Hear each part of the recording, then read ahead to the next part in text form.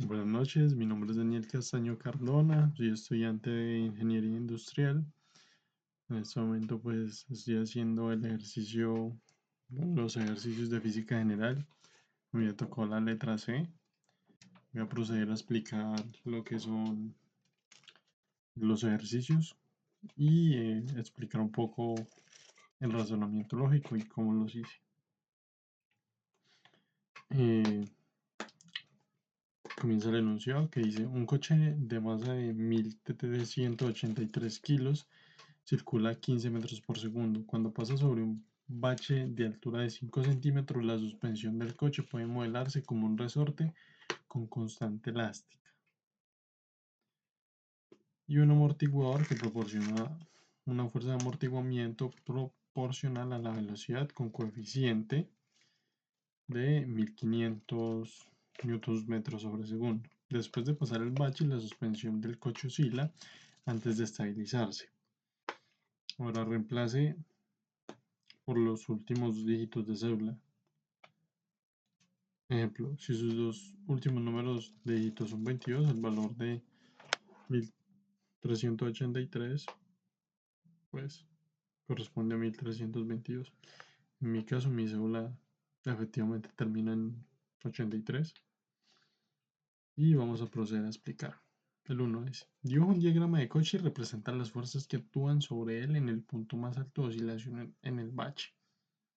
Bueno, aquí lo que tenemos es como la, las fórmulas que utilicé, que eso significa la fuerza elástica del muelle hacia arriba, después trabajo, que es el peso hacia abajo, y aquí pues podemos recordar que la velocidad por un momento es cero y que de ahí puede bajar las fuerzas que actúan sobre el peso del coche, y que la fuerza del resorte y la fuerza del amortiguador son fuerzas que actúan.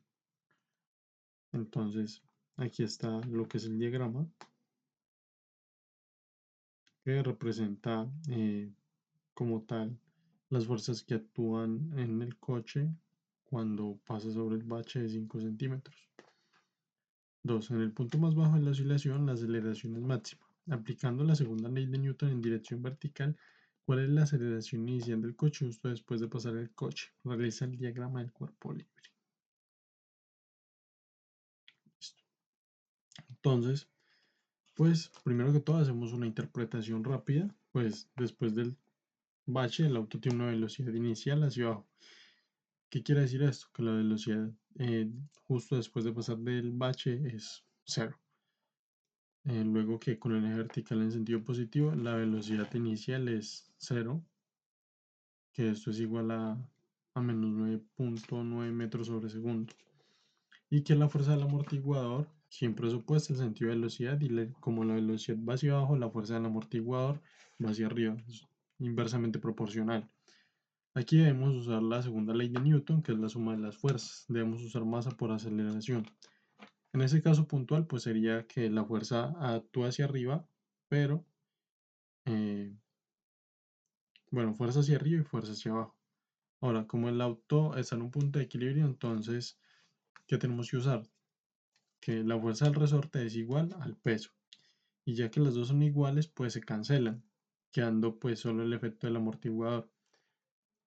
Y ahí utilizamos lo que es esta fórmula, que es el coeficiente del amortiguador, y B es la velocidad inicial hacia abajo. Lo único que tenemos que hacer es reemplazar datos, y esto nos da que da 2850 newtons y esta fuerza va hacia arriba.